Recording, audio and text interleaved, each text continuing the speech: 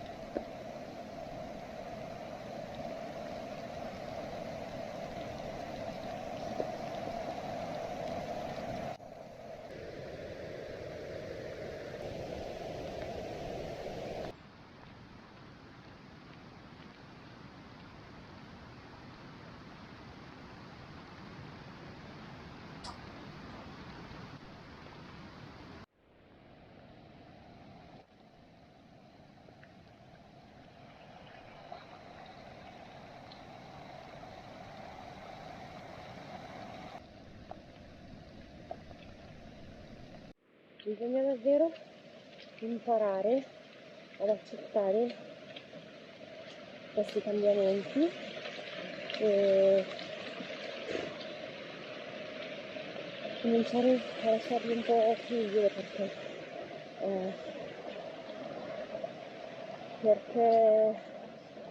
se no influenzano l'umore, influenzano il benessere, quindi cerco di raccogliere la bellezza di questi momenti, di andare a prendere i piccoli angoli, no? Andare a osservare i piccoli angoli di questo posto dove si scorge la bellezza, no? Dell'incontro dell'acqua con le piante, con la terra, eccetera. Respirare, accettare, continuare a sperare e trovare, diciamo, gli aspetti positivi di un clima così, anche perché stiamo finendo la legna, la cosa siamo riusciti a fare, anche se la motosega è rotta e le temperature si sono abbassate. Per ora riusciamo a mantenere i nostri 18 gradi, quindi va più che bene. La speranza è che finisca presto, che riusciamo a trovare il modo di riparare la motosega, perché anche quella elettrica non funziona bene, quindi è rotta, non si è capito bene, quindi siamo un po' bloccati. L'altra legna sarà tutta bagnata, quindi comunque le cataste sono tutte bagnate. Non è facile, però sappiamo che non durerà per sempre e che teoricamente dopodomani dovrebbe esserci bel tempo, comunque sarà umido ma non così esagerato, quindi forza e coraggio e godiamoci l'aria fresca.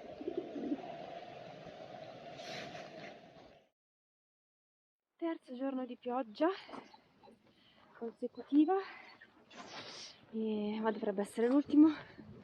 Forse nel primo pomeriggio dovrebbe smettere e rimanere bello fino alla fine della prossima settimana. Oggi è domenica, quindi fino a sabato prossimo, venerdì, sabato, dovremmo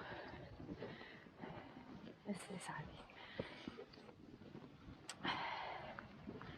Oggi comunque piove un pochino meno, almeno quando sono uscita adesso è tempo di andare sul sentiero. Di arrivare al sentiero già è aumentata. Non si molla, anche se stamattina ho detto ma caspita, ma com'è possibile che uno pubblica video, fa comunque fatica, si impegna anche dopo magari del tempo, quindi non è che dici che pubblico un video al giorno, e invece di aumentare gli iscritti al canale diminuiscono. So che non devo pensare al numero di iscritti come al... cioè non devo valutare il mio successo o il successo in generale in base al numero di iscritti, e che comunque devo fare le cose. Intanto apro la gallina, devo fare le cose per il piacere di farle, e infatti Will, vieni, Willy, e infatti comunque continuo a fare quello che faccio perché mi fa stare bene, mi piace, mi sembra di portare qualcosa. Grazie anzi a tutti quelli che ci commentano e ci fanno dei commenti positivi, perché sono davvero un incoraggiamento, e so che ho degli iscritti che ormai seguono con costanza tutti i video, quindi grazie. E la pioggia aumenta, e a volte però mi rendo conto che nonostante si cerchi di non farsi condizionare un po' da quella che è la visione un po' dalla società di oggi e di quella che è un po' l'idea di realizzazione di una persona, a volte sì, ci si lascia un po' condizionare un po' da questo e da una valutazione in relazione ai numeri, e ci si demoralizza se a livello di numeri per esempio non si cresce sui social eccetera, anche se in realtà so benissimo che è tutto un condizionamento e che non è quello ciò che importa davvero. Però mi piacerebbe che il canale portasse un po' di linfa al nostro lavoro, ecco, dal punto di vista di persone che vengano coinvolte nel progetto. Intanto qua si sta appannando tutto, proviamo a pulire un attimo.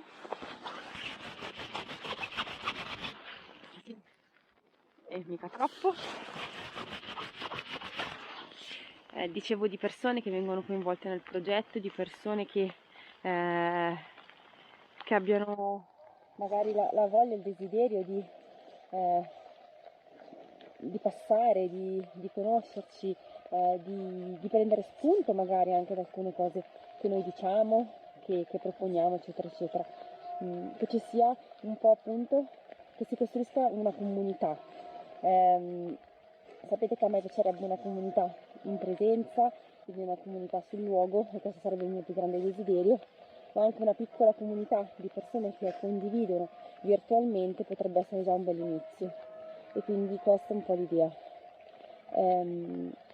Chissà come mai le campane giù sotto nel paese, e non quelle che abbiamo qua sopra, quelle della chiesina qua del borghetto, ma quelle del paese giù sotto stanno suonando, strano questo. E quindi questo è un pochino il desiderio, no? E a volte mi demoralizzo perché dico, caspita, l'impegno c'è, è vero, YouTube ha dei livelli davvero di qualità molto alti, che noi non ci possiamo permettere perché non abbiamo gli strumenti. Io in realtà non ho neanche le capacità, però almeno avere gli strumenti sarebbe già un buon inizio, ma non li abbiamo, non ce li possiamo permettere in questo momento. Però insomma mi piacerebbe un pochino una crescita, non andare indietro, ma non importa, perché so che chi resta sono tutte persone che davvero apprezzano, e siccome me lo fate vedere sempre nei commenti eccetera, sono molto contenta. E poi ci sono anche gli insulti, per carità. Adesso quando faremo l'orto chissà quanti insulti, perché già ne abbiamo ricevuti in merito all'orto, quando abbiamo sempre detto che era una sperimentazione che era stato fatto con i bambini, quindi che era un po' campato per aria, però ci siamo stati insultati lo stesso. Speriamo che quest'anno invece ci sia un po' più di partecipazione positiva, e anzi, se qualcuno volesse venirci a dare una mano con l'orto, siete sempre benvenuti. Scherzi a parte, adesso vado a dare il fieno e voglio essere positiva oggi nonostante la pioggia e guardare sempre le cose belle. Fieno ok, portato, e il torrente si è asciugato, il che significa che stanotte non ha piovuto così tanto. Sto facendo un mini giro, almeno visivo, per identificare meglio tutti i noccioli che abbiamo, perché questo è il periodo migliore, perché sono ben visibili, e sto dando un occhio perché l'anno scorso ne avevamo identificati qualcuno, ma con le temperature e il tempo che c'è stato purtroppo non siamo riusciti a raccogliere praticamente niente, perché i frutti sono caduti prima del tempo, sono marciti, insomma un disastro, e non abbiamo tenuto d'occhio come si deve, diciamo, tutte le piante, anche perché non le abbiamo ancora segnate e identificate tutte, almeno non abbiamo visivamente l'idea di dove siano tutte le piante. Adesso guardando, e sto anche cercando di capire quelle che sono sane, guardando mi sono accorta che questo è un nocciolo, qui ce n'è un altro, lì su c'è un altro ma è mezzo caduto, però ne abbiamo, quindi vabbè, penso che lo dovremo tagliare perché si sta sradicando. Però ne abbiamo due molto belli, qua dove c'è la stalla, uno lì in fondo è enorme, quindi speriamo che faccia un sacco di frutti. Poi so che vabbè ce ne sono lì dove c'è il castagno e giù sotto, questo lo so perché sono stati quelli che avevamo, diciamo, tenuto d'occhio l'anno scorso. Qui non è forse nel nostro confine, ma butterà di qua. Quindi questo è da tenere d'occhio anche lui. A parte che questa zona qua è completamente incolta, cioè nel senso lasciata andare, non c'è nessuno che se ne occupa. Quindi ecco, guarda che belli. Se riesco ad andare in là e vi faccio vedere. Che bellezza. Che bellezza, ragazzi. In realtà tutta questa parte è fatta di noccioli. Il prato si sta riprendendo bene.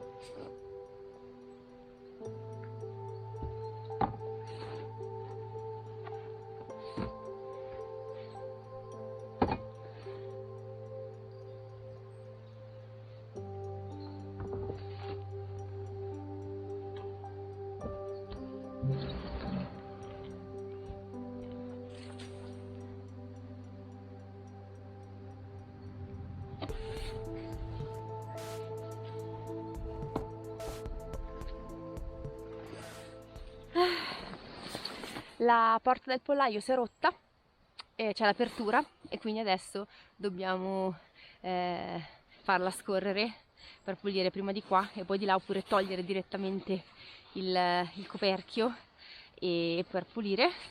Però essendo rimasta solo marghe, vabbè, diciamo che è abbastanza pulita. Poi ogni tot si fa proprio una pulizia generale, ma e gli rigiro tutto, però giornalmente tolgo semplicemente le cacche sopra e poi in questo modo faccio veloce, anche perché sporca più o meno sempre nei stessi punti. E quindi anche questa è fatta. Ovviamente l'uovo non c'è stamattina, perché ho scoperto questa cosa straordinaria, che per il ciclo produttivo dell'uovo la gallina fa l'uovo praticamente ogni 13 ore, no, ogni 25 ore. Qui 13 ore sarebbe esagerato, ogni 25 ore, cioè praticamente dando il ciclo produttivo circa ogni 25 ore, quindi va sempre un'ora dopo rispetto alla giornata. E siccome adesso sta già facendo le uova in tarda mattinata, credo, noi le andiamo a prendere o primo pomeriggio, non lo so perché non ho più tenuto d'occhio. Andiamo a prendere le uova quando arrivo qua la mattina. Adesso sono le 8:30, penso, non c'è ancora. Di solito arrivo anche prima, oggi sono arrivata dopo perché è stata una nottata difficile e quindi non sono proprio riuscita, cioè mi sono alzata alle 4:30 perché Nino, il pointer inglese, non stava bene, ho dovuto farlo uscire. Sono stata sveglia fino alle 5 qualcosa perché tutti i cani sono usciti, quindi ho dovuto aspettarli, eccetera eccetera, e poi però mi sono rimessa a letto perché ero troppo stanca. Anche perché stanotte tipo a mezzanotte ero sveglia, cioè è stata un po' tormentata e quindi mi sono rimessa a letto e mi sono alzata verso le 6:30, quindi poi tempo che ho sistemato tutto e è arrivato tardi, e quindi sono arrivata qua un pochino più tardi del solito, però comunque l'uovo non c'è perché secondo me lo fa. Adesso devo capire perché non ho perso il conto, perché poi giustamente non lo sappiamo, perché quando lo fa la mattina molto presto ovviamente non sappiamo l'orario preciso, però adesso so già che comunque se lo troviamo, cioè lo prendiamo stasera, che comunque ci sta, non è un problema. E tanto l'uovo per Eric stamattina c'è, io rinuncio all'uovo ho fatto colazione diversamente. Però ci siamo presi questo impegno appunto di mangiare, cioè l'uovo la mattina, le proteine, i grassi la mattina, cercando di evitare gli zuccheri, anche se non è così semplice perché io un cucchiaino di zucchero nel caffè d'orzo ce lo metto. Però vabbè, e niente, questo è, adesso si torna a casa e basta, si torna a casa e vediamo cosa succede oggi in questa giornata piovosa ma molto molto bella. I colori sembra che si sono accesi, non lo so, bellissimo, bellissimo.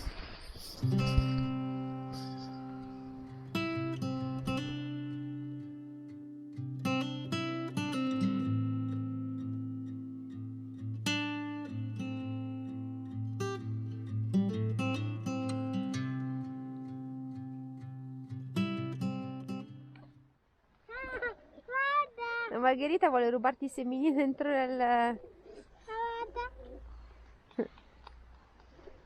Siamo riusciti a venire al campo insieme, adesso aspettiamo anche Eric e vediamo se riusciamo a mettere insieme, a sistemare i nidi dei piccioni e a mettere insieme, perché ci sono delle novità riguardo i piccioni, e mettere insieme una casetta per gli uccellini, perché continuano a rubare il mangime dei nostri volatili. Vediamo se riusciamo a sfamarli, dargli da mangiare e insomma collocarlo da qualche parte. Adesso vediamo.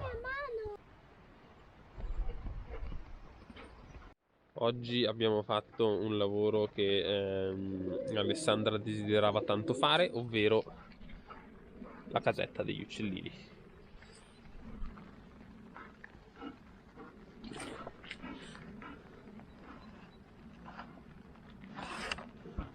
E è una vecchia casettina degli uccellini che usavano dei cacciatori, che noi abbiamo recuperato e usato per dare ospitalità agli uccellini che vengono sempre a rubare il mangime dei miei piccioni, e quindi ho detto vabbè, dato che dovete rubare quelli piccioni, vi metto una casettina apposta. Miei piccioni che aumenteranno di numero, e in previsione dell'aumento di numero piccione gallinoso, e abbiamo sistemato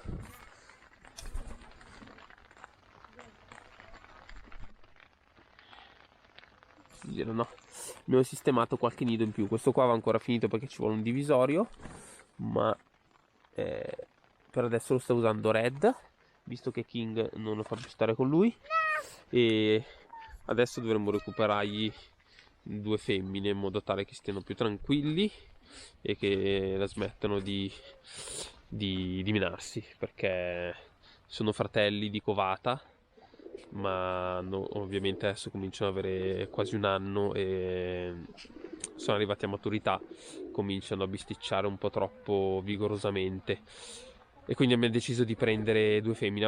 Abbiamo sperato fossero fratello e sorella, e in modo tale che stessero più tranquilli, ma non è andata. Niente, adesso rientriamo a casa, visto che è mezzogiorno passato, e se riesco a chiudere la gallina che è dentro dai piccioni, e chiudo i piccioni perché prima li lasciavamo sempre liberi, adesso invece sto gestendo le entrate e le uscite e anche il cibo in modo diverso, perché li sto abituando a essere presi in mano al richiamo quando sono in volo, per poter in un futuro molto molto molto molto breve, spero, riuscire a organizzare qualche esperienza appunto con i colombi, quindi esperienze di interazione con questo animale, momenti di volo insieme a loro, quindi star qui, osservarli volare, raccontare un po' di aneddoti, storie sui piccioni,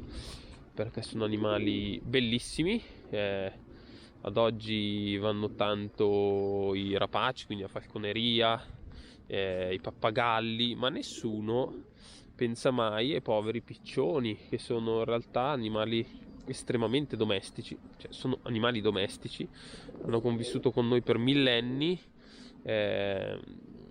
sono i primi animali da piuma che abbiamo addomesticato, e tra i primi animali in genere ad essere addomesticati dall'uomo, e per cui si prestano benissimo proprio al rapporto con l'essere umano, e proprio con le persone che se ne prendono cura. Tant'è che loro appunto hanno la voliera, ma come vedete è aperta, noi li liberiamo la mattina, loro la sera ritornano, mangiano dalle mani, adesso un pochettino quando li chiami cominciano ad arrivare. Mi spieghi tu che cosa vuoi? Non sei un piccione, sei una gallina. Adesso cerchiamo di rimettere dentro King, in modo tale che io posso poi mettere dentro la gallina e andare a casa. King, a casa, dai. Vai Ciccio.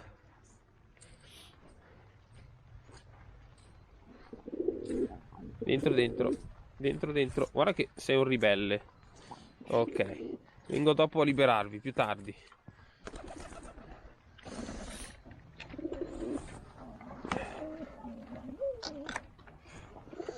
la nostra super voliera tutta fatta a mano con cose di recupero. Queste sono vecchi assi di recupero, tutti i legni che abbiamo tagliato di alberi morti mangiati dal bostrico, e tutta lucchetti che ho trovato in giro nelle cassette degli attrezzi, chiavistelli, tutto di recupero, rete di recupero, teli di recupero che però dobbiamo cambiare perché stanno rompendo e